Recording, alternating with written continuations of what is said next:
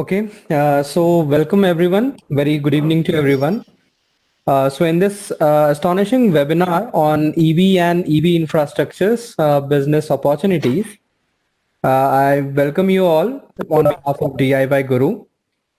I'm Anubhav, working as an program manager over here in DIY Guru Education and Research Private Limited. And we are an edutech firm with a focus on upskilling 1 million people in Industry 4.0 relevant topics. Now I will invite today's speaker, Mr. Shujoy, to introduce himself and brief about his fascinating career to become an entrepreneur. Mr. Shujoy, can you please unmute yourself and we can start the meeting. We can start the webinar. Hi, good evening, friends. Sir, your voice is not clear to us. Can you hear me now? Am I audible? Yes, a little bit louder, sir. Wait a second.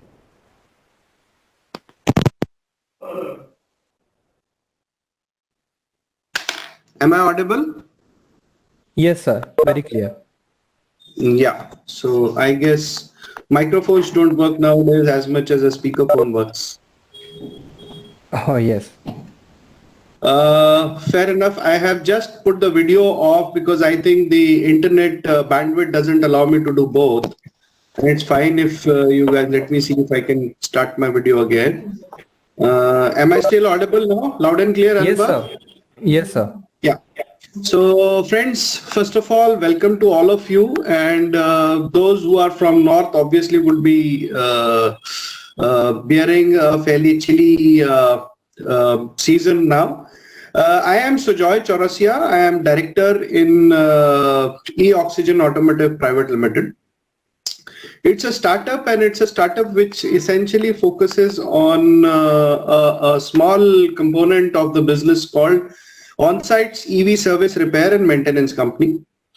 We are basically a EV aggregation platform for technology, homologation, and charging infrastructure. Today we will be delving into the electric vehicle charging stations and the businesses, but there are far more scopes of businesses in and around this field of what we call as the EV industry. Anubhav, can you go on to the next slide, please? Yes. This is a brief of the introduction that I already shared. You might be visualizing a small e-loader. As I told you, we started this company somewhere in 2019. And the focus of the business was to do something where we don't want to intend putting up too much capital, but we end up trying to resolve some issues related to the industry.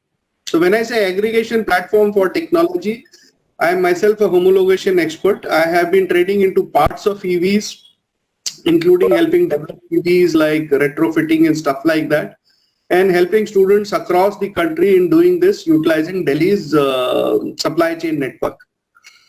We are also into aggregation of charging infrastructure. Many people would ask me कि ये charging infrastructure क्या होता है? The charging infrastructure is nothing. There are some companies who have specialization in battery. There are some companies who are good in making up the charging infrastructure, and there are users who end up using this infrastructure.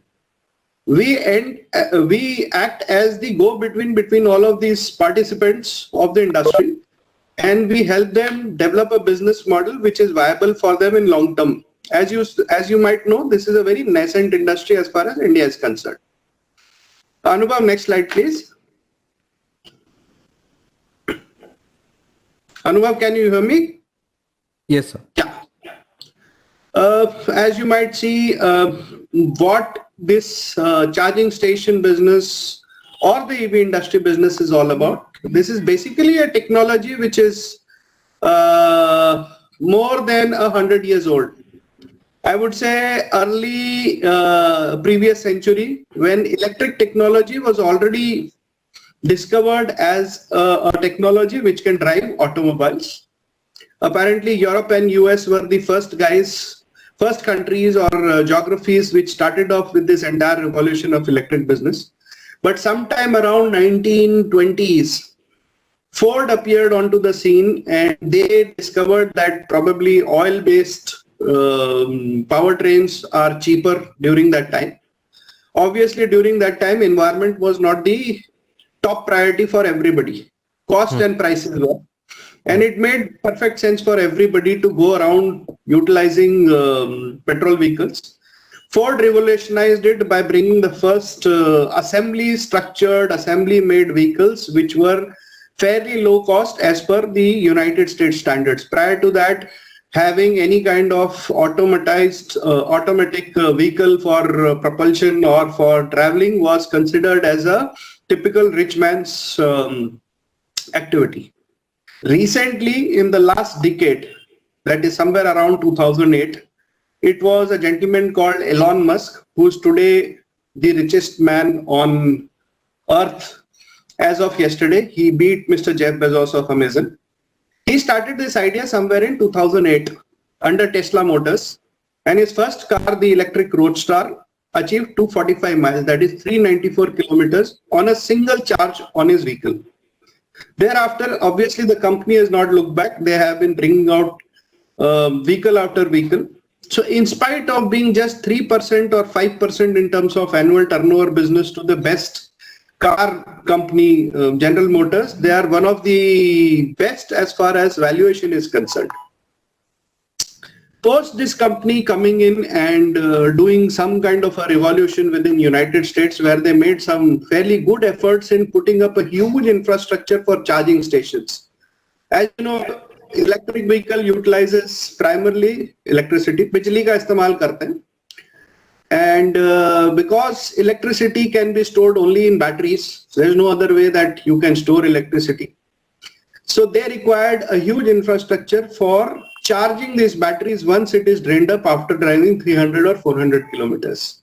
And these charging stations were not your regular charging stations. These were something which was high technology charging station, because they wanted to beat and replace the petroleum/ice industry market system, which is virtually around $7.8 trillion in US alone, which is the entire business from crude onwards to processing onwards to going to petrol pump and the vehicles. So to do that, Mr. Elon Musk took a 360-degree view.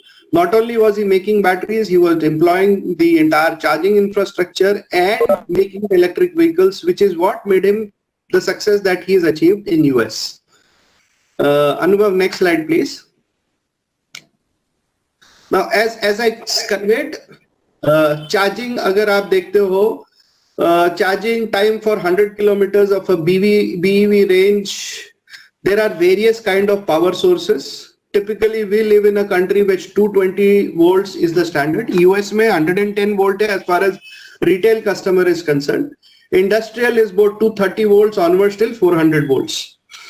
The normal grid voltage that we see today is AC volts, is AC current, sorry. But battery-based vehicles require a DC current to charge the batteries. AC पे वो charge होगा नहीं, so you require all sort of electronics. So as you can see in the slide on your screens respectively, the power supply onwards is from 3.3 kilowatts to a maximum of 120 kilowatts. And if you look at the last column of my slide, it is between 5 to 6 hours that we typically require to charge a battery, onwards to 8 to 10 minutes. Even if you have the best of the DC chargers, which is 120 kilowatt, supplying between 300 to 500 volt of DC, and current, maximum current or peak current at 300 to 350 amperes. So compare that with a petrol-driven vehicle. A petrol-driven vehicle gets filled in within a time frame of approximately 2 to 3 minutes, maximum 5 minutes if you are filling the tank up. So this still remains the Achilles heel as far as the industry is concerned, because the entire bottleneck is charging of your batteries, which is a significant bump as far as this industry is concerned. And that is what is raising the basic need that we need a complete ecosystem which can replace the petroleum oil-based infrastructure as far as filling stations is concerned. Next slide, please. Charging time depends on the battery capacity and the charging power. Now these are something very basic that we'll be quickly taking you through. So charging time is equal to battery capacity in kilowatt hours divided by effective charging power. So it depends upon whether it's a 5 amp, 15 amp, 30 amp, 35 amp charging charger and the kind of voltage it supplies to the battery. In India, as we talk specifically, we have broadly been standardizing on 48 volts. Though internationally 60 volts, 72 volts and even 110 and 120 volts as far as the vehicle capacity is concerned goes on. 48 volts is one of the most safe and secure mechanism of utilizing, क्योंकि 48 volt में अगर आपका हाथ लगा आपको कुछ effect होगा नहीं. 72 volts is where you will start getting a burning sensation. 110 volts onwards it can kill you if you are exposed to that kind of electricity for a longer period in DC environment. So safety norm is something which is very critical in the Western markets, and they have various kind of standard norms that they follow for this particular chargings. Next slide, please.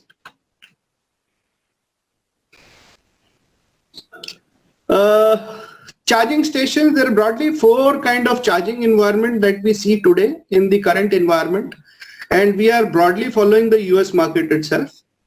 Charging, the basic kind of charging that we can do is residence.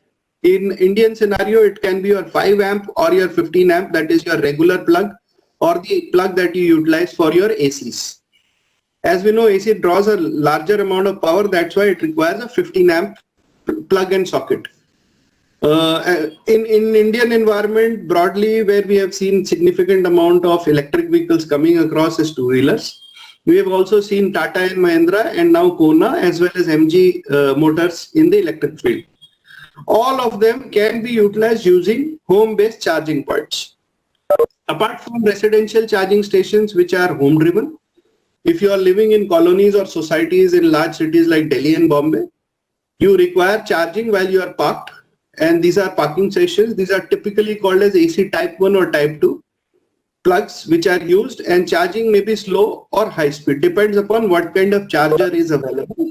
Normally the equipment of a slow charging is used because vehicles are parked overnight. I mean, even if you are utilizing full day, the vehicles are parked overnight, so you can utilize it. The similar kind of infrastructure can be given in your office environment as well. Fast chargers are typically done at public charging stations. These are costly chargers. The advantage of a fast charger is essentially it can charge your batteries within a time frame from 5 to 8 minutes to a maximum time frame of 30 minutes. This kind of charging for say greater than or equal to 40 kilowatt will give you approximately 97 kilometers of charging. We also have something called as a crane or a mobile support charger. The objective of this is to take the charging virtually to the highways. This concept has still not come into India, but it is now being done in US. It's a simple mechanism whereby the electric car can either take a power from a power grid nearby, or it can utilize charge batteries inside the truck itself, which is then transferred onto the vehicles. As on date, the transferring is done through a DC-DC charging. This can be overlapped onto a mobile swapping mechanism also, a battery swapping mechanism, that is you simply carry sockets, dockets of batteries and you hand over in a simple plug and play kind of a mechanism. Next slide please.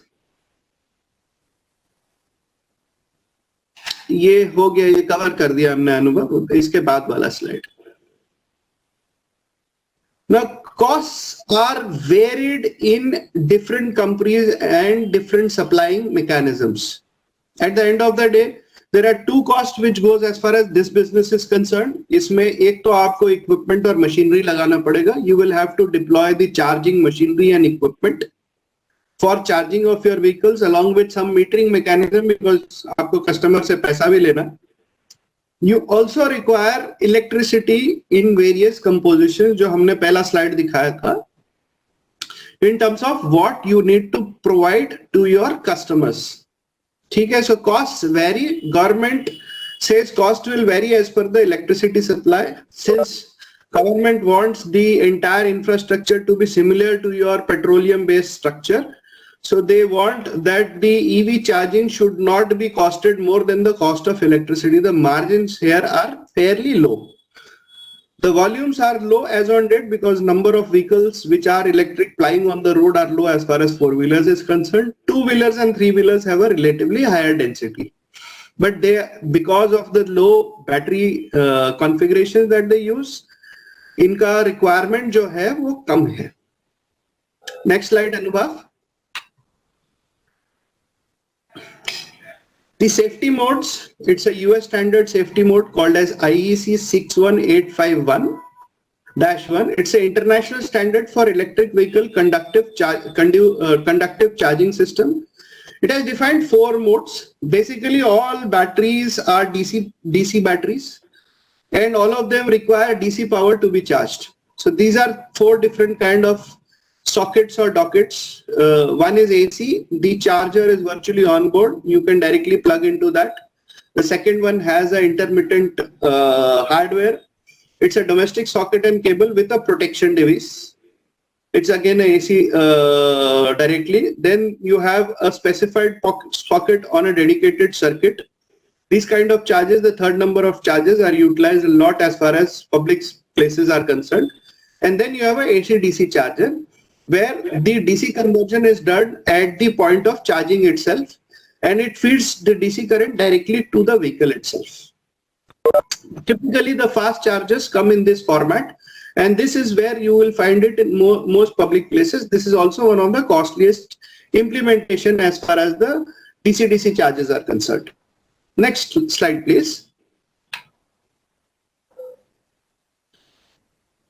This is the detail of what I showed in the previous slide. Broadly ये देखना है आपको कि voltage क्या है. AC level में आप 120 volt दिया हुआ है, इसमें टॉलरेंस लेवल 10 वोल्ट का रहता है. So 110 volts to 220 volts is 220 volts is what we follow as far as India is concerned. 110 volts is what is available in US. Both are called as AC level 1, level 2 type of chargers. इसमें vehicle का एक onboarding charging docket रहता है which converts the AC to DC and charges your battery. For low capacity batteries, something less than 19.2 kilowatts, you can utilize. Typically, the scooters that you utilize, two-wheelers, is using 1.4 kilowatt battery.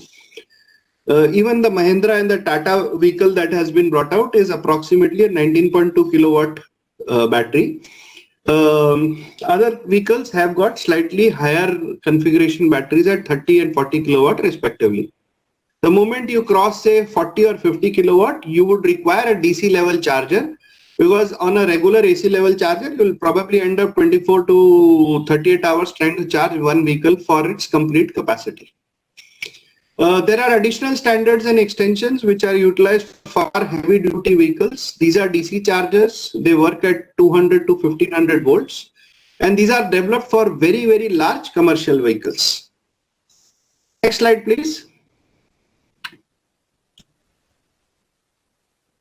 Now, this is a typical scenario that I have shown. There is a geographical map. You have locations for EV drivers. This is the ideal condition that we are talking about. This is like replacing all our petrol stations. We are yet to reach there. These are various configurations where you can have joint ventures, manufacturers, government, charging infra providers, individuals, retailers, all joining hands together for the sake of a public charging station. Next slide, please. Because of the typical Indian scenario, one more thing which is coming up as a very robust business model is what is called as battery swapping. So suppose you are traveling at some destination and you suddenly realize that your battery is hardly 15%. As long as it's a mobile, it's no issues, we can still manage. Or some of us also have charging dockets that we utilize to charge DC power source to our mobile. But the same may not be possible when you are talking of a higher requirement of charge, which is approximately between 5 kilowatt to 20 kilowatt. And at these moments, next slide, please. a typical battery swapping scenario helps. What does battery swapping mean? It is very simple. I hand over my the discharge battery onto the supplier and take a fully charged battery from him. It's like my petrol tank is full within a matter of minutes. Next slide, please. Charging station manufacturers in the Indian scenario right now, we have more like assemblers. We are supported more by Chinese vendors. We also have a very large section or segment of chargers being manufactured in India, but these are typically your e-rickshaw and your two-wheeler chargers. They typically come in 12 volts, 24 volts, 48 volts, starting from 3 amperes onwards till 15 amperes. They are not heavy duty chargers, and they can manage to charge something like your bike batteries or your scooty batteries from a 5 to 6 hours period. These aren't fast chargers, but that's the bulk of the Indian market where it is developing, and we are gradually growing, and we are growing fairly fast as far the EV segment is concerned. So we are yet to see some heavy duty manufacturers coming in this field, but nonetheless, हमारी जितनी requirement है two wheelers or three wheelers में, that is 80 to 90% being fulfilled by Indian manufacturers. Next slide, please. Now this is a detail I have deliberately not kept too extensive. The standards are primarily in voltage and power. As I told you, we are broadly stabilizing on the 48 volt charging as far as India is concerned. Approximately 15 to 25 amps. The plugs also, we are not going beyond say 5 ampere or 15 ampere plug, but if you look at the US standards and the car charging plugs, they are distinctly different. They are heavy duty because they typically end up using 72 volt, 110 volt and above in DC. Now these are voltage levels which are strong enough to harm the human skin, and that's why it is required that we take full security and precautions while utilizing this equipment. There are various kind of EV charging stations. It has been standardized in US, but in India we are yet to reach there. Nonetheless, we will be reaching there pretty soon because it utilizes electricity, which is not that easy to manage and handle the moment it goes into higher voltages. Can we have the next slide, please? Now, broadly, these are related technologies. The first is called as the smart grid communication. It talks about basically your entire supply chain as far as electric vehicle is concerned onwards to various kinds of charging stations across your cities and geographies.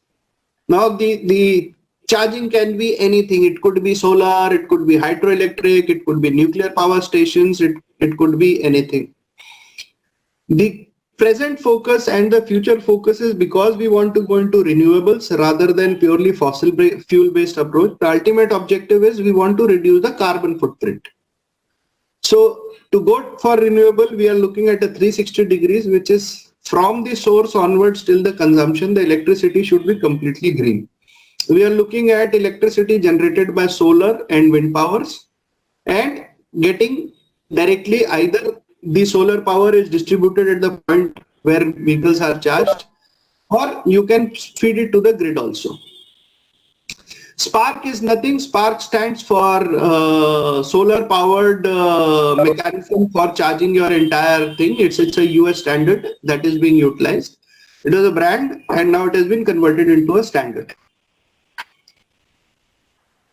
Next slide, please.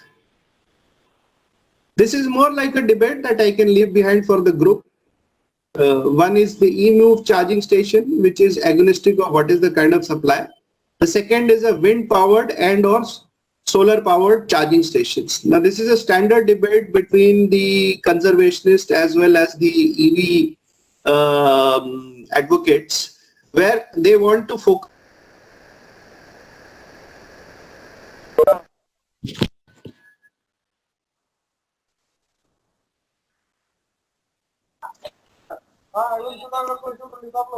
Am I audible? Yes. Hello, am I audible now? Yes, yes, sir.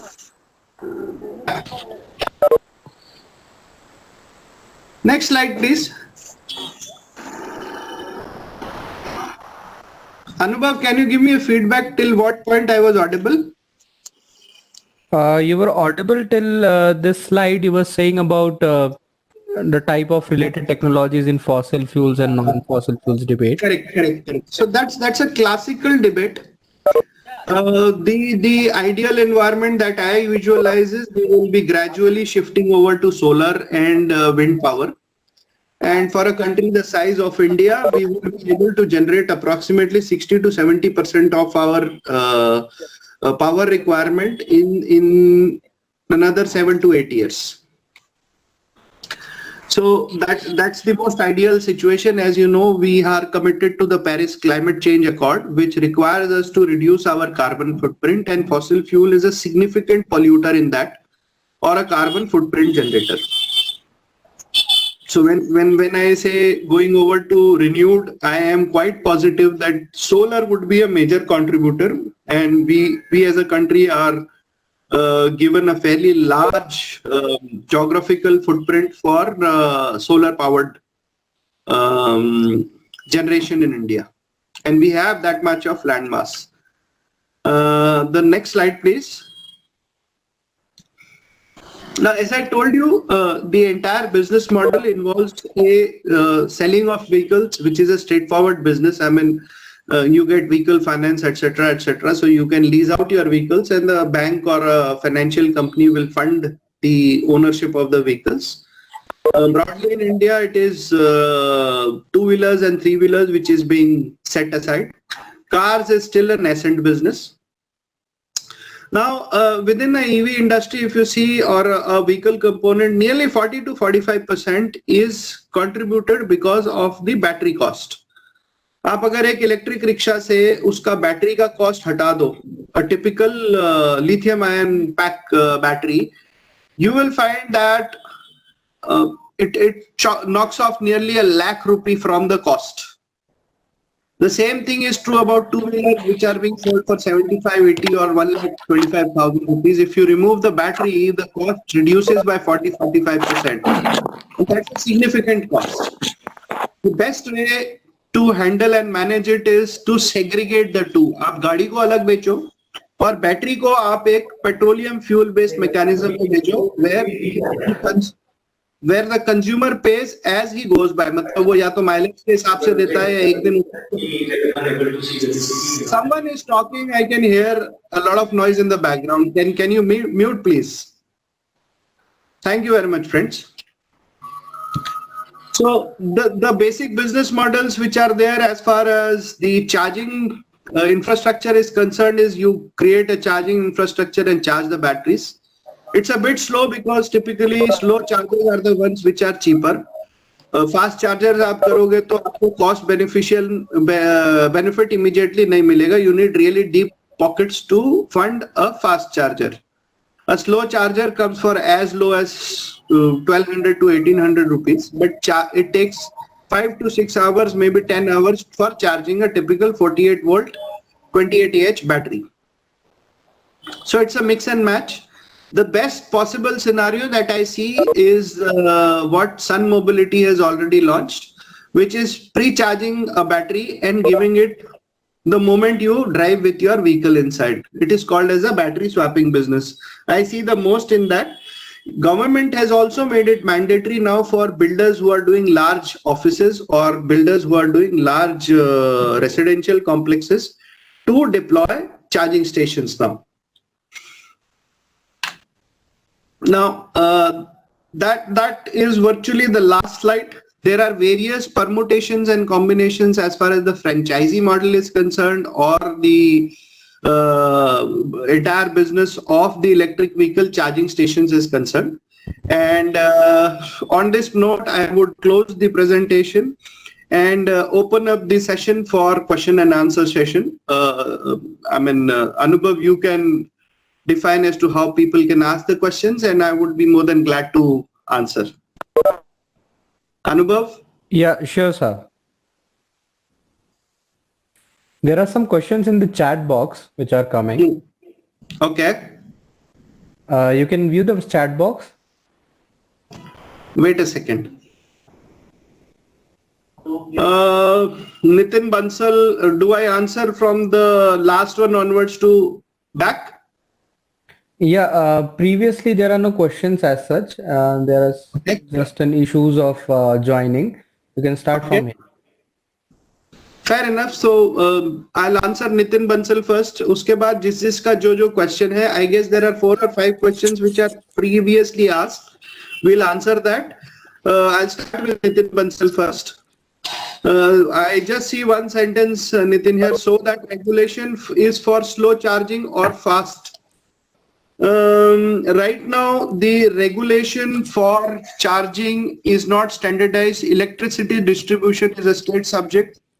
And it's more like state governments decide how they would like to get the charging based business done into their respective this thing. So as far as your charging stations is concerned, the regulation is a state subject. Every state government has their own respective this thing. So you need to answer accordingly and give an answer. It's something deep because we've got 30 plus states. Okay. I would like raise a question, please. Can you allow me? Aaron Pandian, do you have a question? I have a question. The thing is, I work in the field of electric vehicle. I'm from England. Okay. So I'm specialized in. First, I started with the Volvo with hybrid. Then I moved into the 100% electric vehicle. When you talk about the swapping the battery, how long? What is the timing? Because when we do at our service center, because we work with the 420 volt the battery. So Sir, the swapping. the procedure is. Yeah, Aaron, Mr. Aaron. Yeah. Mr. Aaron, is your question complete? Can I answer it? No. Yeah. You can answer it. Yeah. Yeah. You asked that how long does it take to swap a battery? Yes. That's the question? Yes. And also I got a question now. And also I got another question with the DC-DCs. Okay, let me answer the first question first, then we will take the DC-DC. As far as swapping is concerned, depends upon whether you are doing a two-wheeler or a three-wheeler. It's as simple as opening the seat, removing 2 plugs, putting the new battery in and packing the entire thing up. The moment you talk about a heavy duty vehicle like car or trucks, right now the structure is infrastructure is not made for swappable batteries there because the battery strength is much high. It cannot be easily done. So the swapping business is all about doing it for two-wheelers and three-wheelers in the current model. Okay, I got it. What about the DC-DC? DC-DC again is utilized for heavy duty charging. Typically you will have DC-DC being utilized wherever there are cars. I don't visualize that being used for scooters or e-rickshaws right now.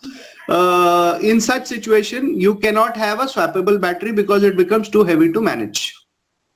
Yeah, and also, what is the liquid you use under the inside the batteries to circulate and take up the heat? It is a de-electrolyte. Do you use any specific the coolant for cool the batteries?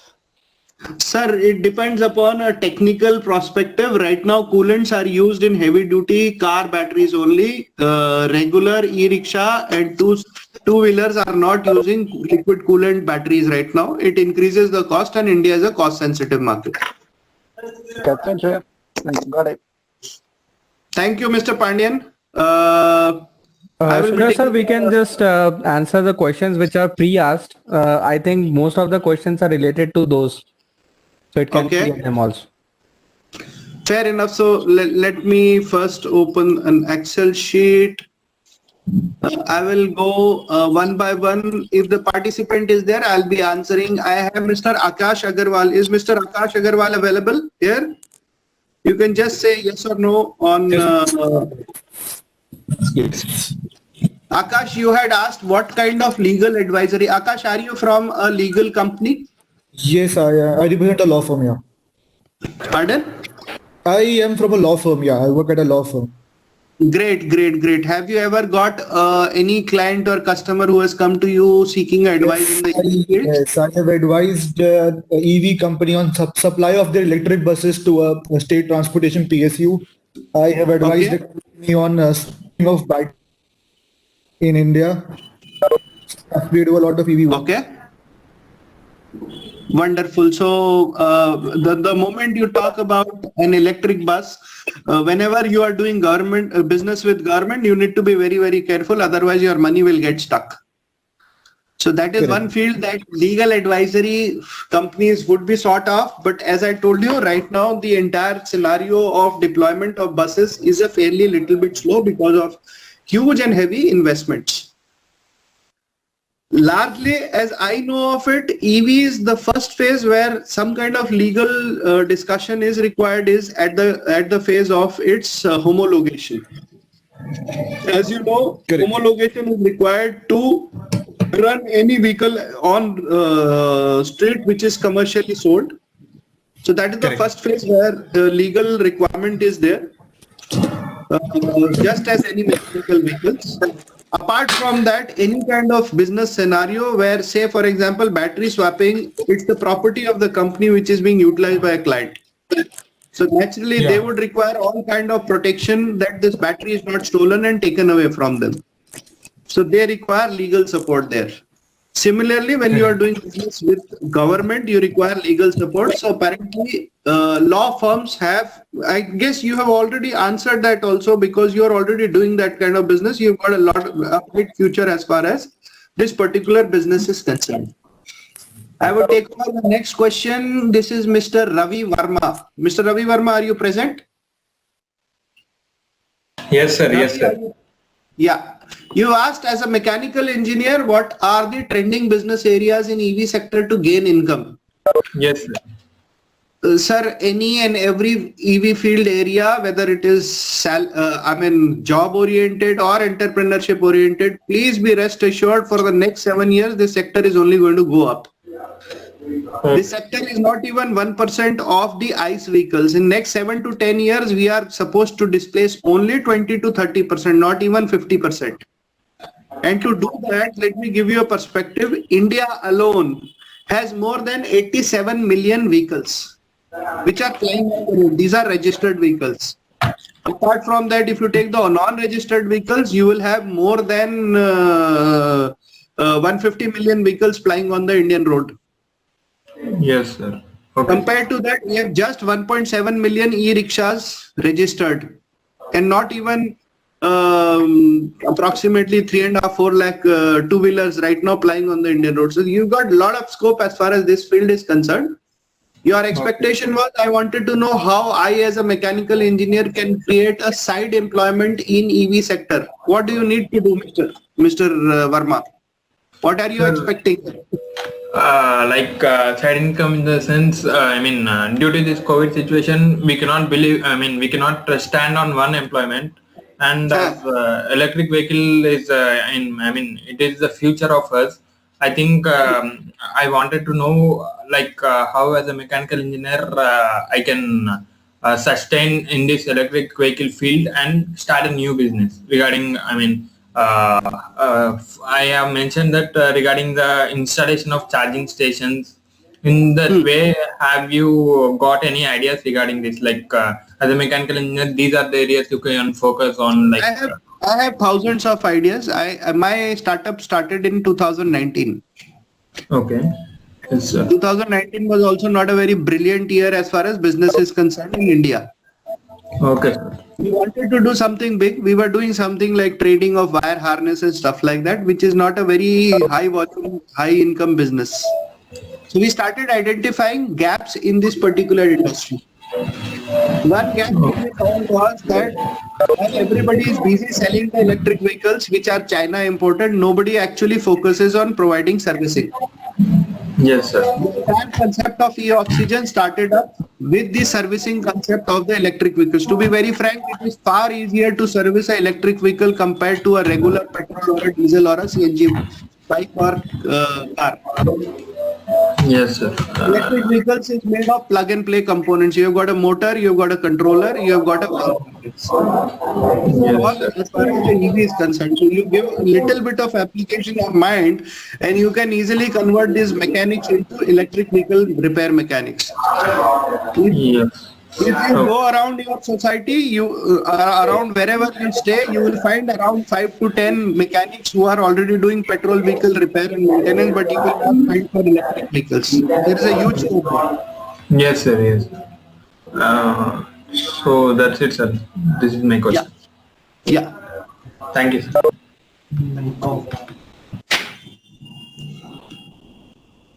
Yeah, Ravi, can you just mute yourself? Yes. Yes, sir. I am muted. Yeah. Next question I am taking from Bhaumik Shah.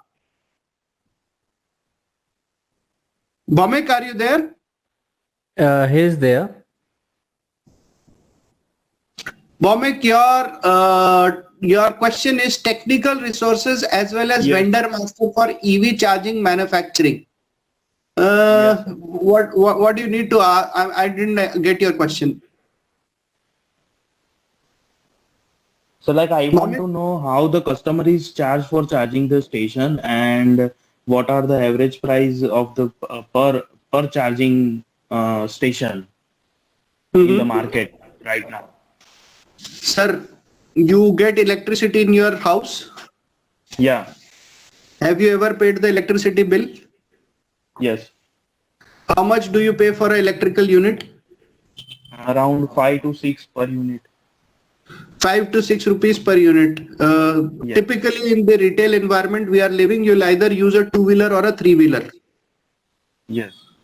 Or a four-wheeler car. You are not going to use a truck or a bus. Yeah. Correct. So in that environment, today the petrol is available in your house. If you can charge at 5 rupees, 6 rupees or 7 rupees, would you go to a guy who will charge you 10 rupees? Not obviously. Obviously not. So today when you are talking, we are still at a low tech stage where we are still looking how to charge our basic vehicles. I mean, I'm talking of 48 volt, 110 Ah, approximately 1.4 to 1.7 kilowatt of battery, which can be easily charged in 5 to 6 hours. Second, vehicles are not plying 24 hours. They ply maximum 2 to 3 hours in a day. Rest time they are static. So you can easily charge it in your residential infrastructure. Heavy EV charging would be required when it comes to buses and trucks. So I'm just giving you a practical side of the question. What kind of charging amount should be charged? Yes, in a society environment where you are parking your vehicles in open societies. This is typically happening in metros now and places like Pune, Ahmedabad also it is happening. There the builder might give an infrastructure and he will charge not more than what he will charge for your regular electricity, which is not more than 10 rupees a unit. Okay. So you won't end up paying more than 10-15 rupees a day. How much Against time will which it take, sir? If we charge almost residential low speed AC type 1 or type 2 charger will take 4 to 6 hours to charge your bike battery, 48 volts. Oh, But there are many EV charging stations already built up for the public usage. So how they are charging? They are also Sir, developing the mobile apps to charge the vehicle. They will not charge it as per unit. They will charge as per a special package period, how much time they can charge a battery in as a fast charging unit. So apparently it is not going to be 10 rupees. It will be 50 rupees, 100 rupees, 200 rupees kind of a package. Okay. Any which ways, there are very few charging stations in urban localities only, and very few people actually visit them.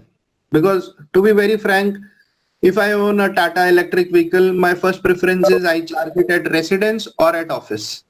80% of my demands will be met there. Only 5-10% or 20% that I will actually be against a charging station and I'll go there. But gradually it will change. As you see more and more vehicles and the charging requirement going up, it will come in place. But be rest assured, it is going to be a low cost charging mechanism. I mean, 10 rupees is a unit cost. So they will just have package that they make at least 2 rupees, 3 rupees per unit of charge that they are giving to you. Okay. I'll take the And next what are question. Yeah, Bhamik, sorry, tell me. Yeah, and what are the average price of DC charger in this market right now? DC charger you are talking about, sir? Yeah. Starts from 1.5 lakhs, goes right up till 35 lakhs, depends upon what kind of charger and what kilowatt you are looking, sir. Okay. Your AC DC chargers are the cheapest. They start at 800 to 1200 rupees. They go up to maximum 3,000, 4,000, 5,000. Because typically nobody is buying more than 15 amp charger. Yeah, but sir, I'm We talking do- about the commercial charger that are This is installed what in I the said. public place. Starting price starts from 1.5 lakhs, goes up to 25 to 35 lakhs. Okay. This is a wide range. Depends upon what DC charger you are looking forward. Can I go to the next candidate, please? Yeah, sure. Mr. Mohit Nayal, are you there?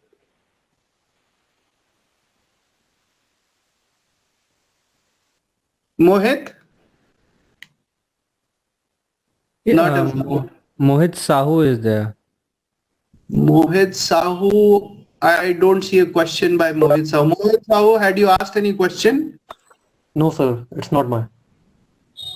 No, not an issue. Mohit, Vignesh. Vignesh are is you not there? there. Vignesh No, is not there, but his questions are interesting. I'll read one by one.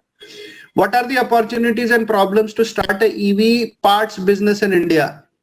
That is the only business which is happening in volumes. You start importing and selling, or now the opportunity is start making it in India and sell it into the Indian market. You need to reach out to producers or manufacturers who are doing so. What are the problems that are faced by existing EV makers? The biggest problem that EV makers are facing is government has virtually made it difficult to import Chinese components. They are forced to make it in India, so it's a blessing in disguise. We are finally starting to make motors in India. Our problem only persists relating to the electronics. We do not make the MOSFETs, the capacitors, etc., the PCBs to make the controller. Otherwise, India is fairly capable to make everything else. We are also poor as far as the cell, lithium chemistry cells is concerned. But companies have started putting up plants. So another year or two, you will start seeing LFP cells which are made in India. Now, what is the roadmap to become an EV engineer? You need to give an entrance test to get into an engineering college first. I don't know Mr. Vignesh is an engineer or not. So any which ways he is not there. I'll be taking the next question. Mr. Udit Sanjay Dubey. Are you available? Udit? I think so. Is also not there. Okay, a question is again interesting. As we know, Tesla is coming to India. So what skills should we have to get placed in Tesla Motors? You need to be from a A-grade engineering institute if you are looking at Tesla, which means IITs, IIMs. I don't know whether they will be interested to go to regional engineering colleges or not. And initially, I doubt whether they will be doing manufacturing in India. They will essentially bring EVs here and start selling unless and until they put up a gigafactory plant in India. But nonetheless, as and when Tesla does come, it will take Indian engineers, and don't worry, Tesla is already working with Indian engineers in US also. So his expectation was just wanted to know which skills should I pursue as I am in last year of mechanical right now. He needs to, Mr. Udit Sanjay Dubey is in mechanical, but he would require to have something more than what he is already training for, which is a mechanical degree. He will be trained in mechanical. He needs to have very strong knowledge of electronic and electricals if you are interested in this particular field of electrical vehicles. Pure mechanical studies will not help. And apparently artificial intelligence is also coming in. DIY Guru has got some relevant courses related to it. These make sense in taking lateral skill set development by engineers and diploma holders who are looking forward to engaging in this particular field. So post this session, you can get in touch and put your queries onto the kind of skills which sharpen your capabilities as well as help you in getting job enabled. So these were the pre-asked questions. Now I would like to take individual questions as and when they have been posted into the chat. I will be taking the last in first out. Mr. Amanul Haq, he has given hashtag IIT Bombay, hashtag IIT Mandi, hashtag JMI New Delhi, runs MTech in renewable energy, where you can also learn about EVs. Yes, Mr. Amanul Haq, they all run MTech courses in renewable energy, and you can learn about EVs is something. These are not specific EV courses, they are on renewable energy. Renewable energy essentially is solar power and wind power plus hydropower. So I don't think so that this is quite relevant if you're looking from a EV industry point of view. Amanullah, what is CHAdeMO charger, fast charger, and how does it work? It's a highly technical question, requires a separate session. I am sorry, I will not be able to answer in this session. Kushagra Singh, sir, if EVs come into mainstream in India in the future, most of the people would probably be charging their car while being parked at their office or their home. Since most of the middle class people here live in apartments and flats, how do you think one would be able to charge? You have already answered the question, my dear friend. EVs, four-wheeler especially, will be charged in this environment. This is the most likely scenario that we are going to see in the next future. Vishwas Kulkarni, which vehicle are the most which will be using public charging stations? Only time can answer this. Right now, it's too premature. We presume it is cars, but I doubt, because the cars that we see today are coming with that 100 or 120 or 130 kilometer distance requirement. That is not that's not adequate. The moment we have 300, 400 kilometer vehicles coming in good price segments, only then we will see a lot of these public charging units being utilized. The range anxiety will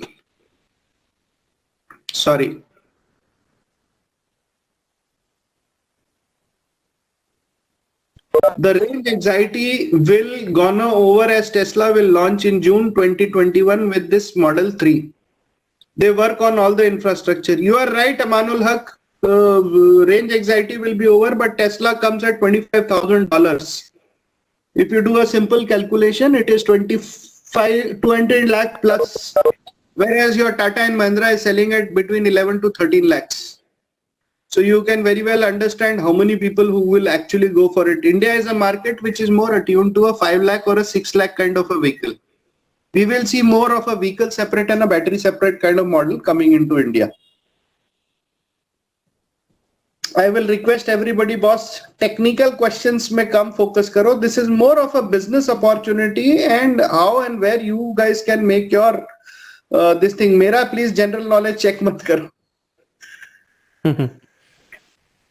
ठीक है. Shaheen Shafi, should we require 3-phase connection or is single phase connection enough for home charging? Sir, single phase is more than adequate if you have 4 to 5 hours to charge any kind of battery. Sir, will you think battery swapping will be a good revenue generating business? Prasanna, people are already giving franchisee models all across, including Sun Mobility from South. And there is a EV charge up station in North. It's a Delhi based company which is giving franchises. The franchisee invests only in the infrastructure, the charging infrastructure. The battery comes from the company and they jointly make revenues from people who use these batteries. Why are we going to get stuck in the 42 watt charging norms when we can go higher than 100 plus watt charging station? Quite a good question, Shaheen Shafi. Look, this entire ecosystem is dependent upon how many EVs, what are the spare parts, which are utilized. Now, unless and until the servicing infrastructure is not appropriate, I mean, what will I do with the rocket as long as I don't get the fuel and parts and components to rectify that rocket? So it is not 42 volt, it is 48 volt. I think you have written watt out here. What's CHAdeMO charger, fast charger? Again, Amanullah, the same question. How far will heavy vehicle power from IC engine cope up with battery powered heavy vehicles in performance aspect? This is Nagasudan. How far will heavy vehicles power from IC engines cope up with battery powered heavy vehicles in performance aspect? I think this is yet to come. You know, heavy powered vehicles in electric are already being used in India. Only the way you supply electricity to them is different. We have electrical engines which are working for ages, boss. If you look at Bombay locals, they work only on electricity and they draw their power from overhead hauls. These are wires which carry electricity at 24,000 volts. So that kind of structure is already there. The torque requirement of heavy vehicles like tippers and containers, sir? Pardon? Are they able to cope up with the torque requirements? Torque. I didn't understand. Tippers, sorry, actually, will battery powered engines able to cope up with the IC engine's torque requirement? Actually, will their torques match? Yeah, if the calculations are correct, it can. Absolutely. Are battery powers even to replace IC engines in heavy vehicles, right? Correct. Is that so? Correct. But gradually, I mean, right now, if you look at India specific environment, it is not the cost of the vehicle. I can have a 500 kilowatt vehicle also onto the field. It's the cost of the battery which kills. And we don't want to, you see, the entire beauty of the electric business is upfront cost is high. Your running costs are very, very low.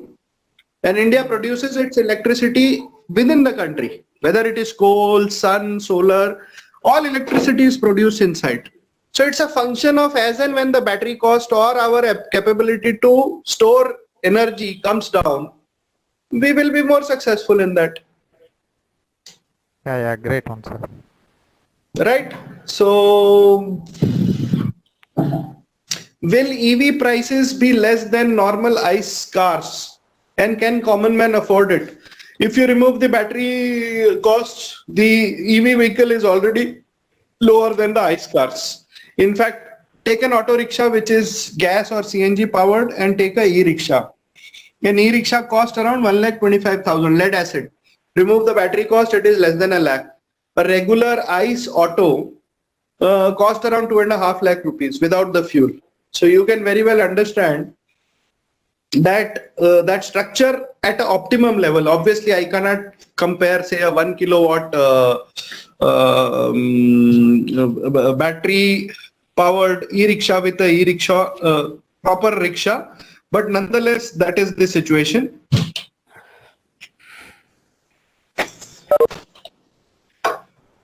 I'm sorry, I'm just browsing.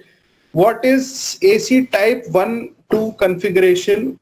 If I want to do a battery with DC power instead of AC, I need an extra DC socket, or I can charge with AC socket. First, AC type 1 and type 2 configurations. This is Dhruvil Soni, your question that I'm answering. These are different kind of AC configurations which require a DC enabler at the socket level of the vehicle itself, because DC battery can be charged by DC vehicles, DC's power supply only. If I want to charge a battery with DC power instead of AC, you need a AC-DC converter first at your socket level. I need an extra DC socket, or I can charge with AC socket. You can charge with anything, it just requires a wire connection.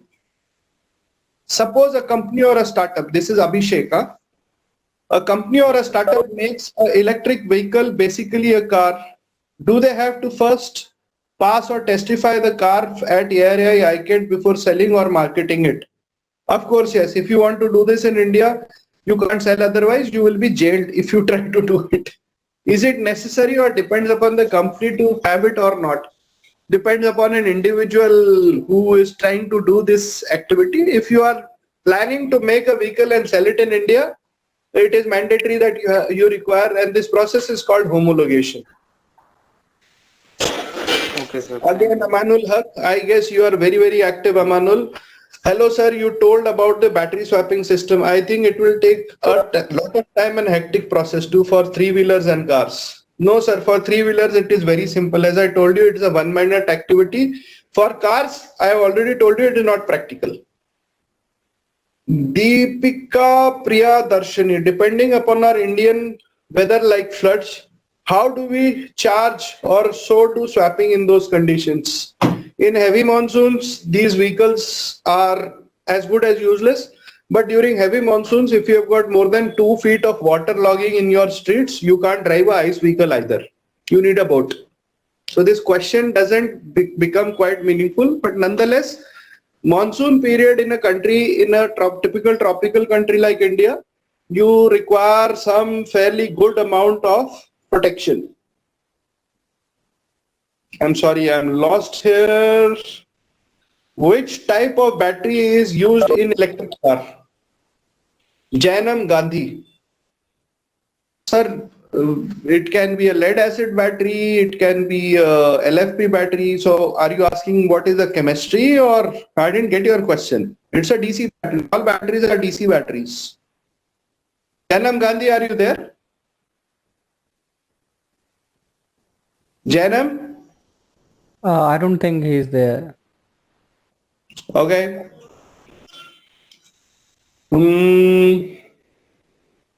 Prashant Shukla, how the fast charging work? Fast charging, I'll conceptually explain. A battery is made up of anode, cathode, intermittent solution or a membrane in between, which ensures that ions will move either from cathode to anode or anode to cathode, depending upon how it is worked. So the ions are packed towards one side when you are charged. During discharging, the ions come towards the other side. In fast charging, basically this entire process of pushing ions towards one side to polarize the battery or charge it up, you need heavier DC current to be passed into it. So the fast charging essentially works on the more amount of DC voltage you are able to pass through the battery without destroying it, you charge it more quicker. Vishal Jadhav, is any incentive from government FAME scheme for setting up charging stations? There is no incentive for setting up charging stations. There is incentive only once you have deployed, and as I told you, it is again a state subject. Fast charging can damage battery. Saurabh Joshi, yes, very much. If it is not done and planned appropriately, it can destroy the cell. Do we have any standard which talks about battery second life? Vinay, no, none as on date. Is there any standard rating for motors like 10 kilowatt motor for slow car, 50 kilowatt motor for fast car?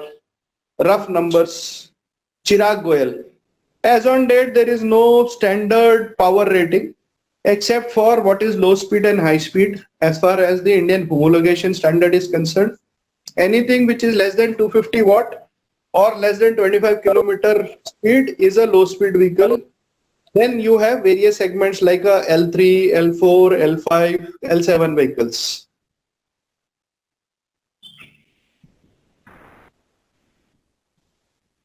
Shaheen Shafi, sir, let me ask a wild question. Consider once the EV are well established in India within a span of 2 to 3 years, how is charging time going to affect the commutation? It depends. Batteries configurations in vehicles will change. You might have a swapping station every 20 or 30 kilometers. Then you don't need to invest heavily into the battery. At that time, the business model will change. The model will be take my battery and get at least 30 or 40 kilometers or 50 or 70 kilometers from one charge. And this is the cost. So it will become more closer to the petrol economy. How much time it will take to replace IC engine in marine segment, for example, fish trawlers? A lot of time for that, boss. We have got a lot of work to do as far as the car and the two-wheeler and the auto segment is concerned. EV cars are costly. Yes, EV cars are costly because of the battery component. Prashant Shukla, can we make the magnet in India? Are you referring to the BLDC magnet? Yes, we can make it if the resource or the raw material is available. It is just a mechanical process. Nagasudan, is the market ready with battery disposal techniques? Not exactly.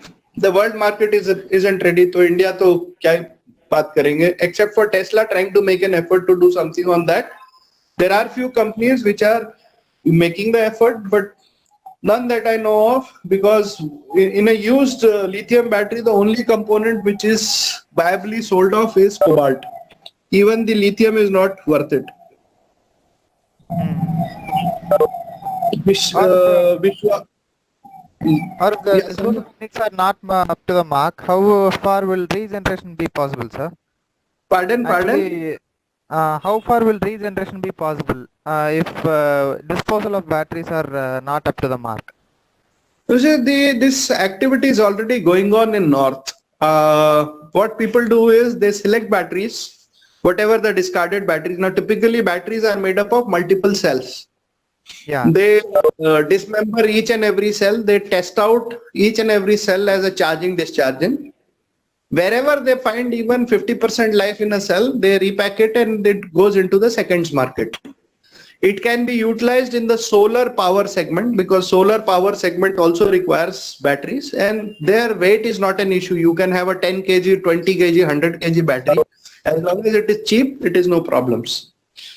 So when you talk about disposal techniques, at the preliminary stage, it is already going. When you talk about deep disposal means I rip off the battery, I remove the lithium, the cobalt metal, the copper metal, etc., etc. That is something which is not taken off in a big manner. The only extraction can be done is cobalt, because that's a costly piece of metal. Lithium brine solution, to be very frank, is not costly enough. Yeah. Okay, sir. Thank you. Right? So what will be suitable for Indian environment, permanent or swappable model? Vishwas Kulkarni. At present, the way I see two-wheelers and three-wheelers, swappable model is the most efficient one. Deepika Priyadarshan is fast charging battery. When we rapidly charge, what will happen to the charge battery and stability of the battery? Fast charging batteries are defined are developed in a manner that they can take fast charging. Otherwise, they will put a warning not to be used in fast charging conditions. Is there size and shape related standards for swappable techniques? Nishanshu Digarse. No, at present there are no standard size. It purely depends upon how much size the manufacturer has kept for the battery to be fit in. Name of electric vehicle component suppliers in Indian market. You'll have to Google for this,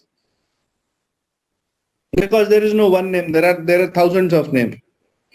One more question. What is possibility of wireless charging in EVs? Not a very efficient manner. Let us charge with plug. I mean, why do you need a wireless charging? What are the challenges to face to start charging stations business in rural areas? You will be surprised, Shailesh.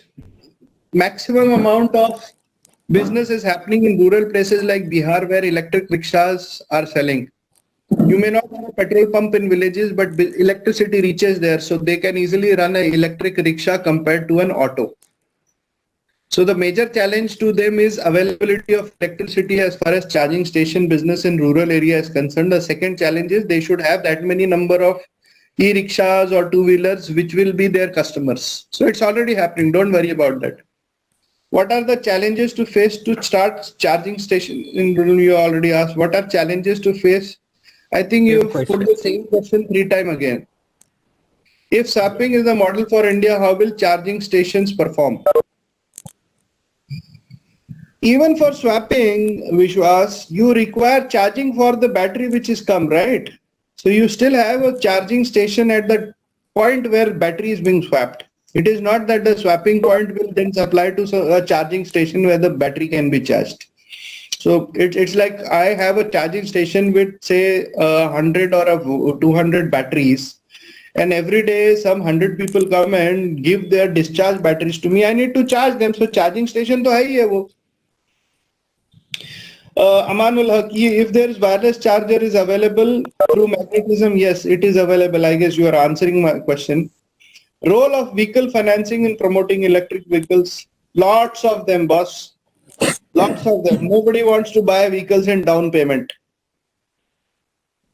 Fuel cell cars are more convenient or not. The technology is at a nascent stage. Yes, it is a promising technology. I guess you are referring to hydrogen fuel cell cars. If they are able to generate a better efficiency from hydrogen fuel cell cars, there is nothing like it, because hydrogen is abundantly available in our atmosphere. What are other sources to generate electricity? Shailesh, you will have to first specify what is the primary source you are looking for generating electricity. India generates maximum electricity using coal, followed by hydroelectric, and then solar and nuclear. Amanul Haq, last question, types of EV question mark. What do you want to ask here?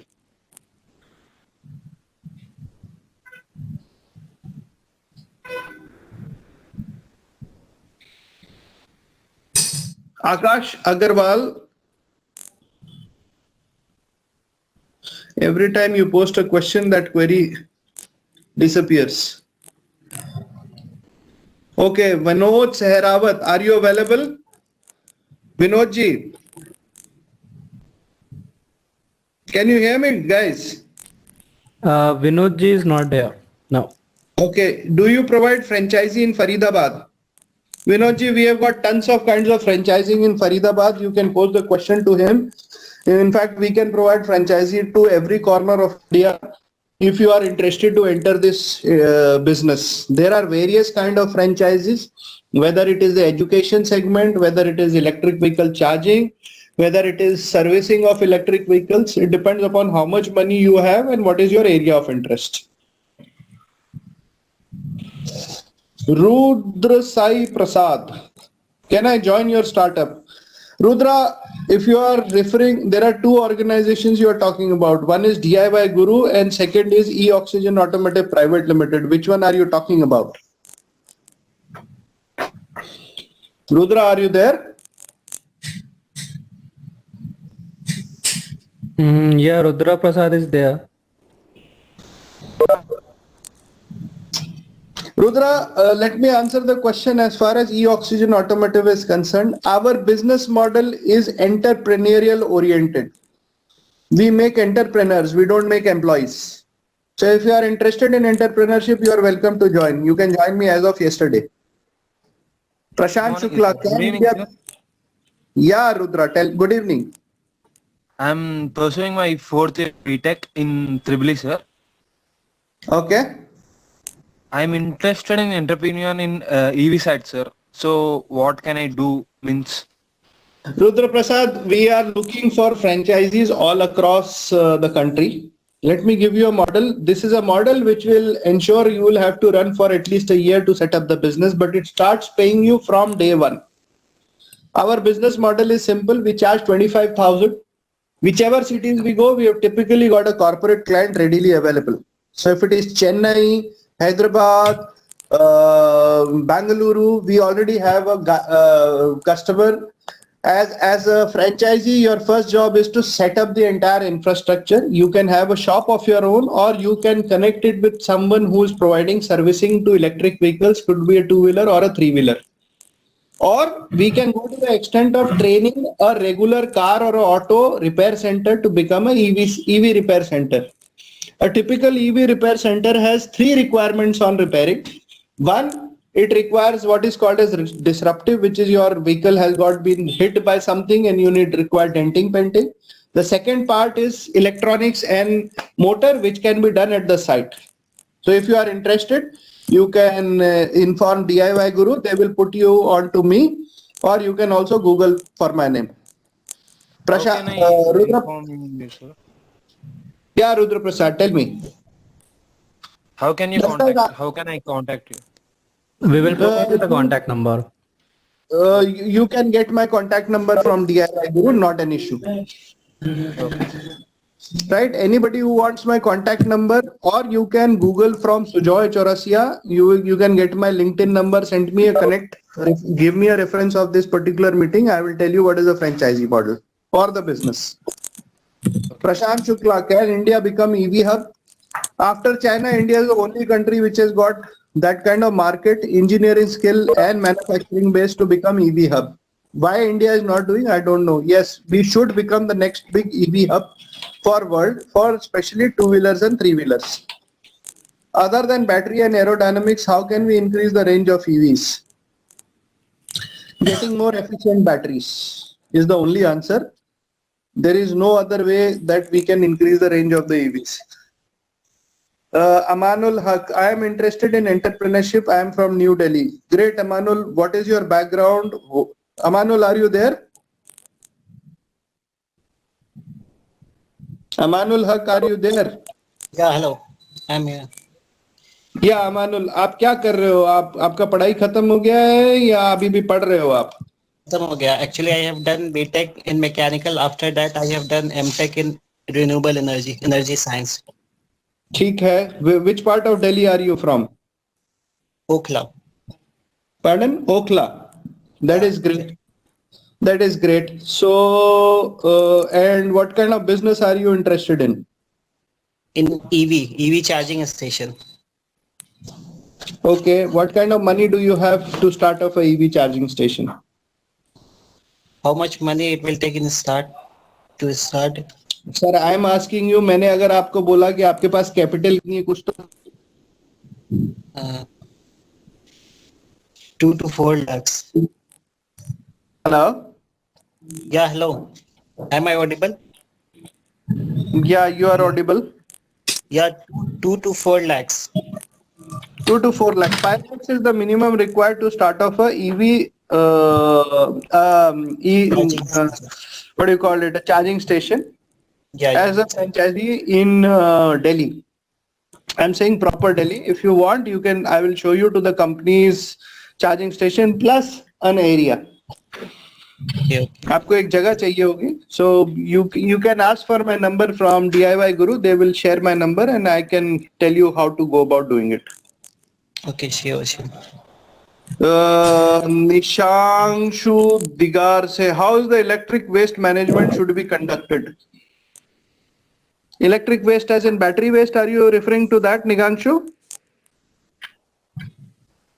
Hello? Hello?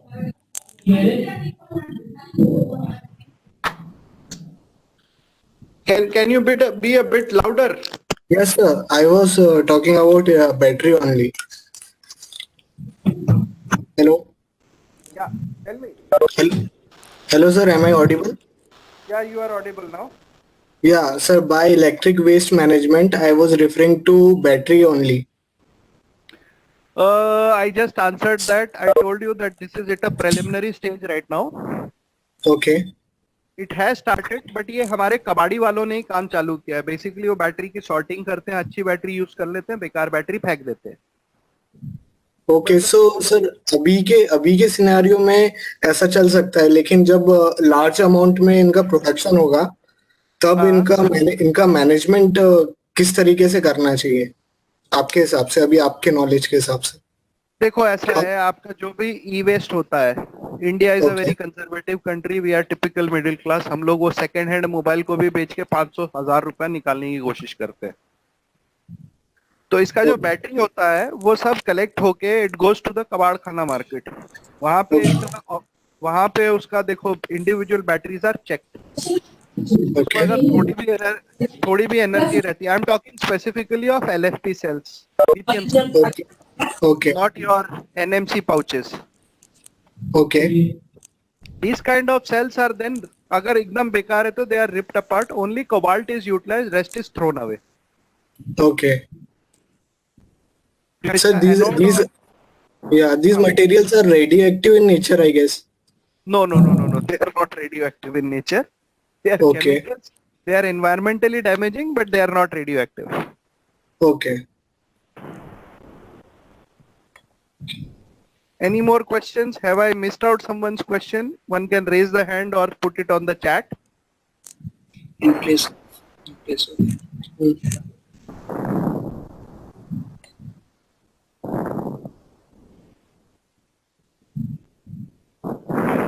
Is that all, guys? Are we done with this?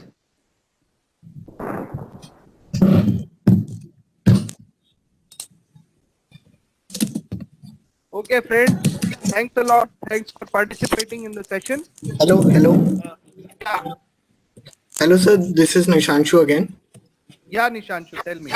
Yeah, sir.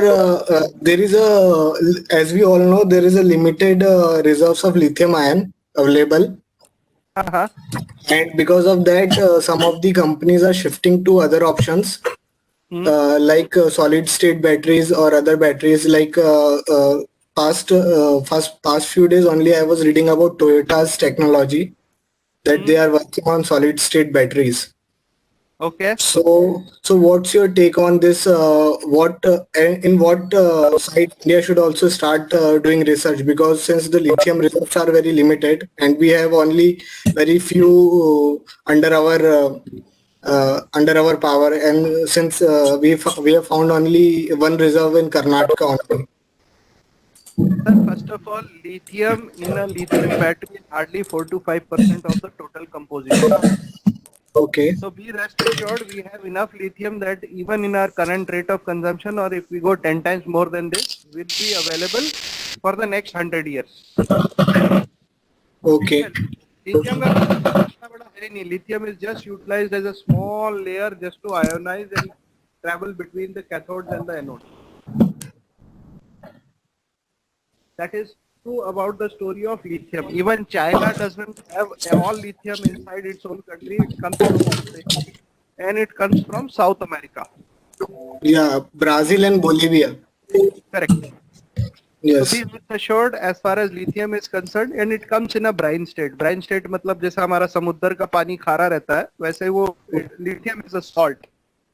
It gets mixed in chemical composition plus water, and it is transported in that state. Lithium is a highly inflammable or unstable material. It cannot be transported in its natural state. Okay, sir, I have some more questions. Hello. No, I am not answered your complete question. Let me answer the solid state batteries. Okay. There are multiple school of thoughts and multiple R&Ds which are happening. You would have heard about aluminum air batteries, zinc air batteries. Yes, You sir. would have heard about hydrogen cells. Yes, sir. So someone asked me a question on hydrogen cell. As I told you, this is the most promising because hydrogen is the most prominent and easily available gas in this environment. But right now, it is not stabilized. The technology has not stabilized. Once it stabilizes, I feel hydrogen has the highest potential as far as the cell battery is concerned. But it will take some time. So yes, worldwide, lot of R&D is going on. Whosoever technology becomes cheaper and easily accessible will grow fast across the world. That is my take. Okay. ठीक है, बिजली की गाड़ी में आपको motor फिर भी लगेगी, कंट्रोलर फिर भी लगेगा, because all of these chemistries will do nothing. They will generate electricity which will drive the vehicle. Sir, as you talked about controllers. हाँ. Yeah. So sir, EV industry के लिए जो कंट्रोलर्स अब लगते हैं, जैसे BMS में हो गया, जैसे BCS को कंट्रोल करने में हो गया, या फिर व्हीकल मॉनिटरिंग यूनिट को कंट्रोल करने में लग गया. So do you think currently right now India is in a state to for the production of those kind of technology by his own? But we have to keep on importing such parts from other countries. India is still very nascent as far as parts and components are concerned. Some factories are producing capacitors. We still don't create MOSFETs. We don't generate PCBs, and we definitely don't generate ICE chips. Okay. आपको controller करने के लिए सबसे पहले ice chip चाहिए, जो India में manufacture नहीं होता है कमर्शियल स्केल पे. मतलब पब्लिक सेक्टर यूनिट जनरेट करता है, but that is strictly for defence. There are not commercial side of the business unless and until the government open its eyes and finds that हाँ उनका chip जो है mobile में भी चलेगा, controller में भी चलेगा, fridge में भी चलेगा, AC में भी चलेगा, TV में भी चलेगा. So it is not that we don't have the technology. We have the technology. Only thing is some entrepreneur needs to wake up and find कि अरे यार इतना माल तो बेच रहे अपन यहाँ पे क्यों नहीं बनाते? Yes.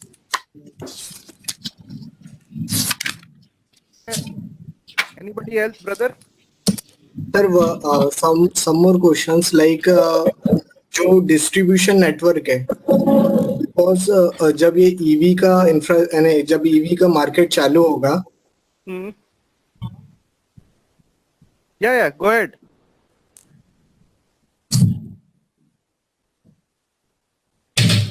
I can't hear you. Hello?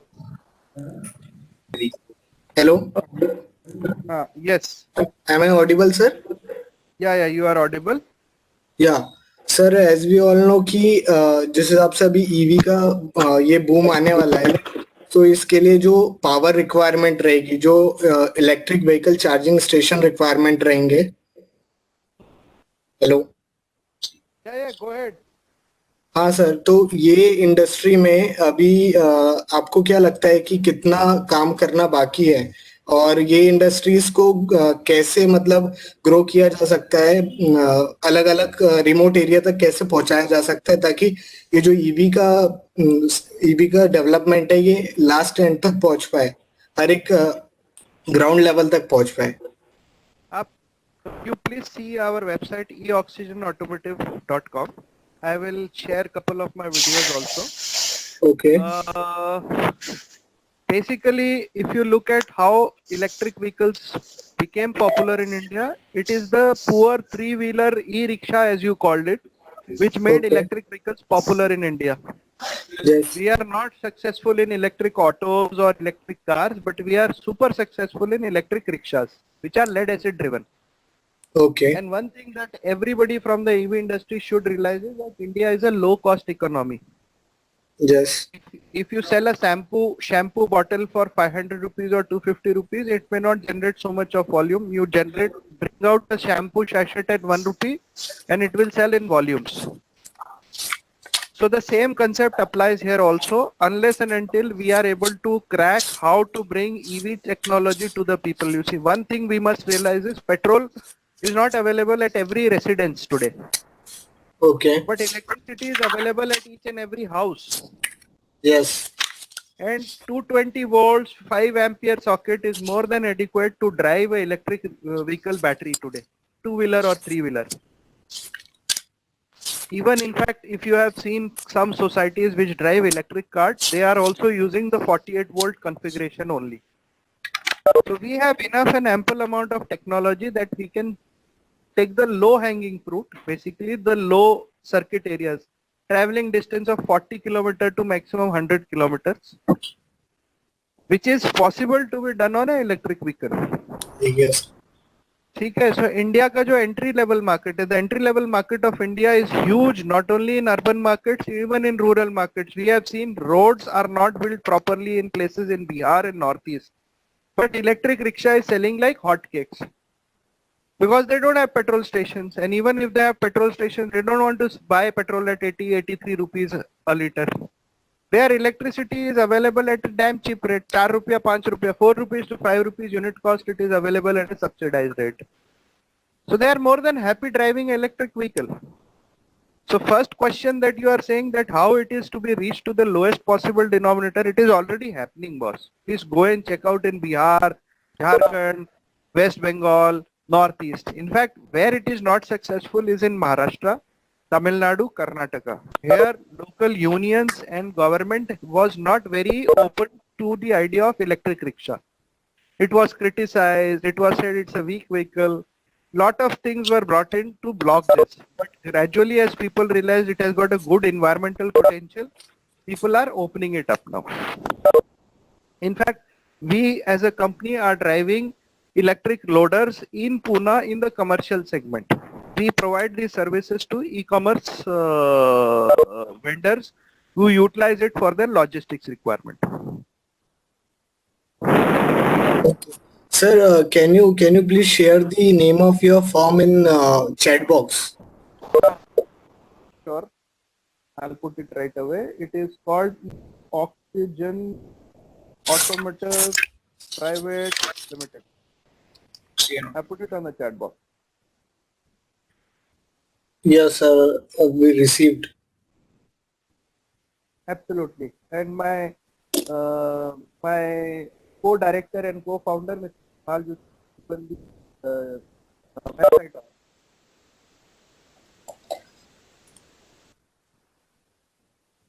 In fact, we have, by the same name company, we have a YouTube handle also. You can search there. Sir, your voice is not coming properly.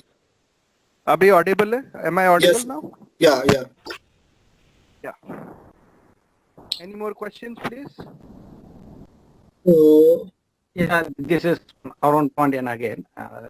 Yeah, Arun, tell me. It was wonderful presentation. It is very beginning stage in India. I do understand. And I work in EV industry in England as a after sales department for the heavy vehicle. Okay. Even I got an EV car. The thing is, I can then charge it at my home electricity. So only the adapter box is sold with the car. Wherever I go, I can charge it up. And also inside the London, if you have the hybrid vehicle or the electric vehicle, so no concession charge. You can drive 24/7. Otherwise, you have to pay.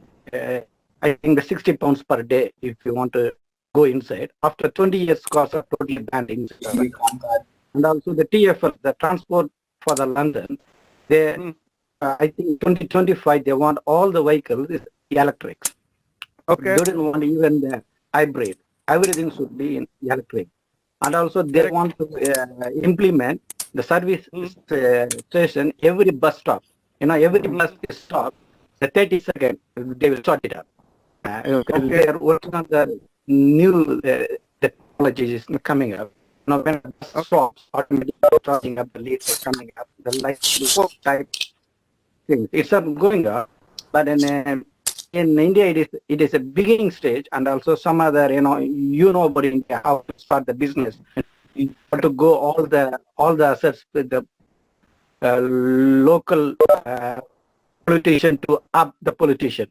Okay, so it is quite hard, but here is going out well. But it is very good beginning. I also learned many things from your presentation. Thanks a lot for providing such a information. No, thank you. Thank you, sir. Amanul Haq, as we are proceeding towards EV, but we change our vehicles at home or any charging station, we charge our vehicles at home or any charging station. Obviously, we are using that power which is generated by hydroelectric, which somewhere polluting our environment. See, hydroelectricity doesn't pollute our environment. It is purely water power or gravity that you are using to generate electricity. What is polluting is basically the coal power, and we are 80% dependent on coal power today. But we are gradually changing over to solar. Solar has already grown from 1.5% to nearly 6% as far as the Indian consumption is concerned. And next decade, I wouldn't say decade, around next six years, we are projected to go up to 40% on solar. So we are headed towards that. India is already a co-signed authority to the Solar Alliance, which is an international network co-chaired by France. And we are working towards it. So please be rest assured that India as a country is working towards that. And Mr. Pandian, whatever you said, let us agree that India is still a democracy. Look at what happened in US day before yesterday, which is the strongest democracy in the world. Even they can fall down to the level of anarchy.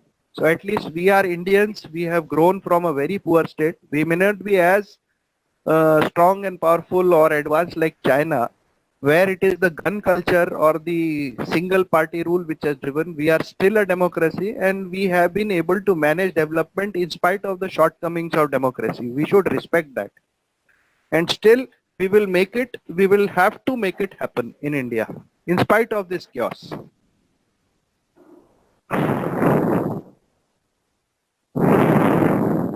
Hello. Yes. Yeah. Sir, I want to ask that if we see from government's perspective, the engine-driven vehicles are a revenue-generating segment. So when we buy any vehicle, it gives tax to the government, and also for fuel, we are giving huge taxes. So if we convert some percent of it to EV, government is will have to do opposite. It will have to give subsidy on the vehicle, as well as it will have to do give subsidy on the electricity. So it will lose huge amount of revenue. So what do you think, if the number of EV will increase, would government still give subsidy on electricity as well as the vehicle? Sir, Indian government is much smarter than you and I think. Yes, sir. Right now, there is a statement in Hindi called as "Chara dal rahe." We all understand that we need to switch over to electric-based business. I'll give you a comparative analog. Do you know the amount of foreign exchange we spend in importing crude oil? No, Sir, not exactly. I think 3 lakh crore. 3 lakh crore, or in dollar terms, it is a huge outflow. Yeah. So one, it is constant challenge for government of India that Indians need to earn that much of dollars so that we can sustain our petrol consuming habits. Okay. If you go over to electricity, that is sab ghar ka saman hai fir to. Even if it is coal powered, or it is solar powered, or it is hydro powered, it is we are self-sufficient as far as electric generation is concerned. Now presume that we switch over 100% from petroleum to electricity. Probably our current electricity generation, we will have to do 2x or 3x of whatever we are producing right now. We will still be producing in India. हम लोग diesel power से, या we won't be producing electricity using petrol or diesel. It will be either solar, electric, or hydroelectric or thermal electric. So under whatsoever circumstances, government will end up saving on the foreign exchange. And it's a big headache for the government to manage this much amount of dollars. We can efficiently use the dollars for other constructive work. Second area, don't worry, government is giving subsidy today. Who said that they will continue giving after 10 years? हो सकता है after 10 years we will be paying 20 rupees or 25 rupees per unit for electricity. Today, any which ways, petrol government charges an exercise of nearly 68-78%, or for every liter of petrol which you are paying 83-84 rupees, you end up paying 38 rupees to the government of India as excise. So tomorrow, what stops them from doing the same with electricity? They are just waiting that there will be a critical mass of people who start using electricity. The day you are addicted to electricity, then increasing charges of electricity, उनके लिए बाएं हाथ का खेल है यार. Overnight they can increase and do it. Right now they want more and more people to go into electricity. That's why they are pushing the subsidies. Okay, sir. Got the answer. One more question. Sir, what do you think when the company is going to come up with scrappage policy? Because I really think it will. They will use it as a catalyst to introduce EV into the market. So, what's your take? What do you think will be the right time that government will come up with scrappage policy? Because they have not. They are working on it, but they haven't introduced it till now. You see, right now the entire industry is at a very nascent stage. Yeah. No, it's like, since you are selling, say, a FMCG product, so apparently you are using some kind of packaging. Now you are telling boss, suppose you are selling tea or you are selling masalas. You are telling to the masala wala guy, boss, while delivering it is okay, but it is your duty to get the package back. It will not be cost viable. At the end of the day, he will take that amount from the consumer only, no? If suppose he is selling 100 rupees pack, 30 rupees is, say, his profit margin, 70 rupees is cost of production, out of which the actual product cost only 60 rupees, 10 rupees is cost of package. So he will have to invest another 10 rupees, 20 rupees to get that package back, process it, and ensure that environment is safe. This is what the scrappage policy is all about. The scrappage policy doesn't affect only the battery industry. It affects each and every segment of our business. So when you say scrappage policy, it doesn't affect only the battery or the electronics component. It affects the entire business. Anybody and everybody who is doing whatever kind of pollution, that particular industry is required to pull back whatever polluting material they put into the environment. So it's a very, very vast elephant that we are trying to crack. And it is too premature to do it right now. Let some Western country come out with a proper, decent scrappage policy. We will follow it. Okay. There is some time for scrappage policy. And as far as battery scrappage is concerned, look, there are smart guys who are trying to extract revenues out of it. As long as it is commercially viable, it will happen. We have a huge business called the kabaddi business, which happens in India. Right. So wherever they find profit, they will take out. If they don't find profit, it will be thrown away. Yes. It's as plain and simple like that. That either put a gun to the head of the industry, say, "Bhaiya, ye jo gandagi kya wo clean karo." Or alternatively, give some structure or mechanism by which they can do it. Right now, our consumption habit itself has not been sustained. So scrappage वापस तो बहुत बाद में आता है.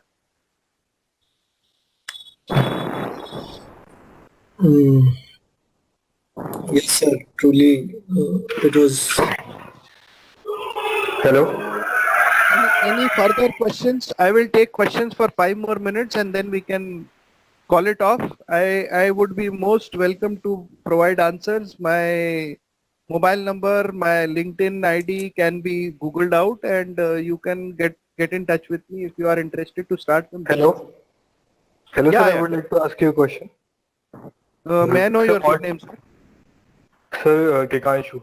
Sir, I have a question, sir. What are the challenges that this EV market is currently facing now, if there are any? बहुत सारे हैं. There are enough and more number of challenges which are available as far as EV industry is concerned. The first and foremost is the availability of quality products in India. Okay. Right. So products regard. Sir, can you be more specific, like which kind of product? Electric vehicles. Components. You need to have, you need to have good electric vehicles, stable life. Right now, the Chinese products that we use do not have a life of more than 2 years, 2.5 years. In environment, you need the vehicle itself. I'm talking about. I'm not talking the battery. The vehicle should last at least 3 to 4 years. At least 3 to 4 years. At least 3 to 4 years. So Okay. yeah, Okay. drive a scooter or a bike, it lasts for 7 to 10 years. Yes. At least that much life we expect out of that business. That is the biggest. Yeah, and the factor of safety itself, we have to introduce more value than any other country. Correct. Because in India, people use their vehicles so hardly that they barely last many years. Correct. And sir, any other challenges do you think? Second, obviously the battery challenge is there. So which kind of infrastructure do EV industries need in India? First and foremost, the entire structure of charging the batteries and stuff like that. Second is serving infrastructure. Infrastructure is virtually absent or nil. That is what European is trying to set up. We are trying to set up a pan-India, low-cost, franchise-driven service network so that every customer gets a servicing station 2 kilometers from their house. So when you buy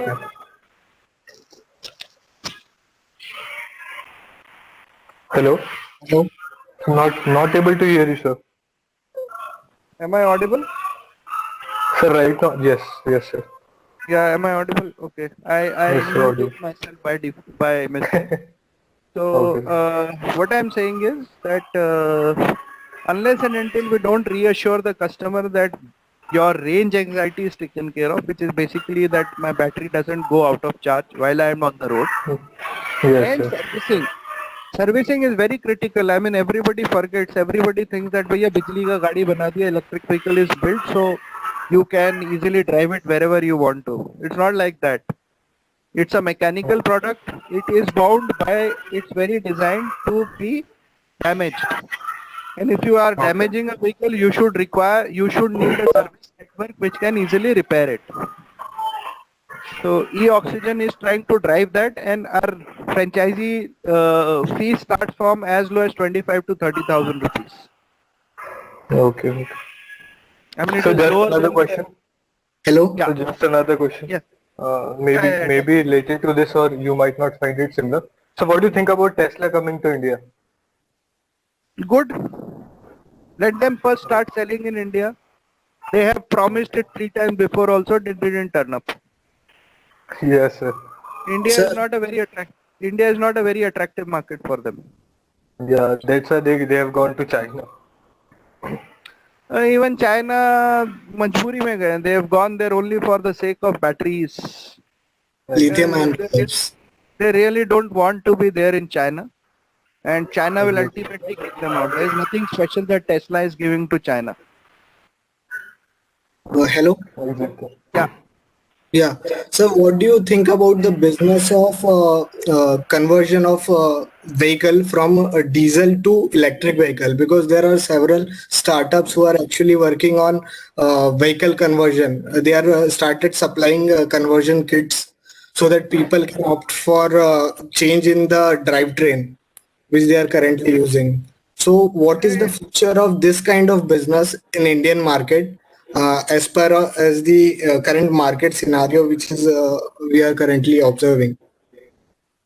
बहुत scope hai. There's a lot of scope. Huge scope. So sir, so how this market of conversion can be promoted? Do you think it is the right thing to convert your vehicle or to go for a new electric vehicle? Which is best option if you don't have that much of money in your hand? It depends upon you are looking this question from a customer viewpoint or a supplier viewpoint. Sir, both point of view I want to discuss with you. The legal environment in India is not very conducive to conversions. Okay. Because homologation for this kind of kits is very steep. There's a steep cost involved in homologation of such kind of kits. Okay. Plus normally these kits are 80% Chinese in their composition. Motor controller typically would be Chinese. Yes. So government of India is also not very positively inclined towards such kind of businesses where you import from China, get it homologated and sell in India. Yeah. If you have an Indian startup which says, boss, controller is something that I am dependent on China, I don't have any cheap source of manufacturing in India, but motors I have made in India. Government will be more than happy to give them a approval. So I want to discuss about electric vehicle bus market. As we all know कि जो India का बस market है electric vehicle का, it is either in Maharashtra, if we see, it is captured by Olectra or Tata buses. So जहाँ पर अगर अपन Olectra देखें तो उसका जो टाइप है वो है BYD से, which is a big giant in the field of electric vehicle batteries, lithium ion batteries, because उनकी जो battery technology, it is very much proven. So how do you think कि कौन सी कंपनी, इंडियन डोमेस्टिक कंपनी है, will be able to match up to that level of BYD in terms of battery manufacturing? First, see, BYD is more into battery cell assembling and appropriate cell balancing for a heavy duty vehicle like a electric battery bus. Yeah. Right now, Tatas are also attempting, but typically like Tatas, they will take some time to learn this entire business. It's a technical challenge basically of having a very well balanced battery which can live for a very long period. Yeah, Ziptron technology. Tata is basically working on Ziptron for their commercial vehicles. Is it the same battery technology that they are using in their buses, or it is different? Sir, I will not be able to comment because BYD technology I have not closely studied. Okay, okay. But I can say one thing, that China is way advanced than us, and BYD, or the name of the company, is Build Your Dreams. Yes, yes. Sir, actually, I have got some experience working on EV buses. Okay. Yeah, and currently I am into construction market segment. Like, still I am following the EV segment very closely. And I got to work with one of the Chinese firm for EV segment. That's why I was asking this. You see, a bus typically comes at a 1.5 crore kind of a price tag. Yeah, yeah, exactly 1.5. End consumer price. Yes, and consumer price. Compare that with a diesel bus that the Tata sells, it comes for 50 to 70 lakhs. Yes. Max of 1 crore. So there is a huge gap. 50-60 lakhs is a huge gap for any bus operator to recover from running the bus. And typically these kind of buses have a range of 150 or 200 kilometer only, not more than that.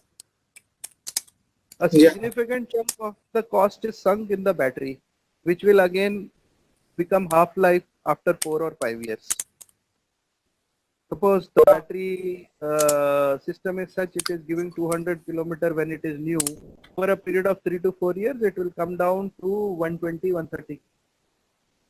And after 6-7 years, that much of investment for the battery has to be done all over again. So that's the reason why many entrepreneurs are not taking that dive into the battery-driven buses. But at the same time, if you compare an electric rickshaw, auto, these are 1.5, 2.5, 3 lakh rupee vehicles. So the granularity of using anything which is less than 4 or 5 lakhs is far higher compared to a business segment where. Hello? Yeah. Can you hear me? Yeah, now audible. Yeah. It's a segment where the vehicle cost goes up like crazy. Yes. Sir, yeah, okay.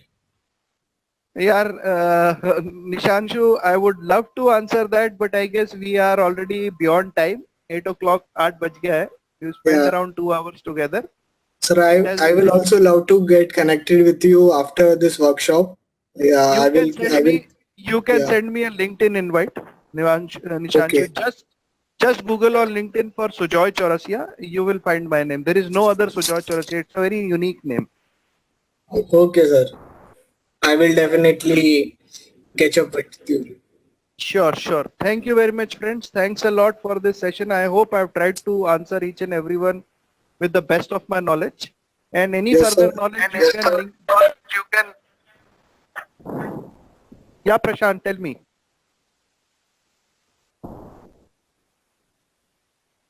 Hello? Hello? No, I think so. Just a missed thing. No issues, no issues. Yeah, Anubhav, you can take over. We can close the session off. Okay, thank you, sir. Website has been shared, so anybody who wants to connect with a specific business intent is most welcome. Sure. Okay, thank you, Mr. Sujoy, for this awesome webinar. We will be sharing all the details of Mr. Sujoy and are also with DIY Guru courses and all through the mail. And within Monday, you will receive all the details.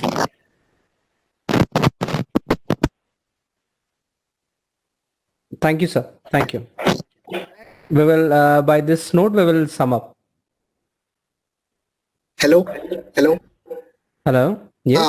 Anubhav, I just want to suggest you one more thing.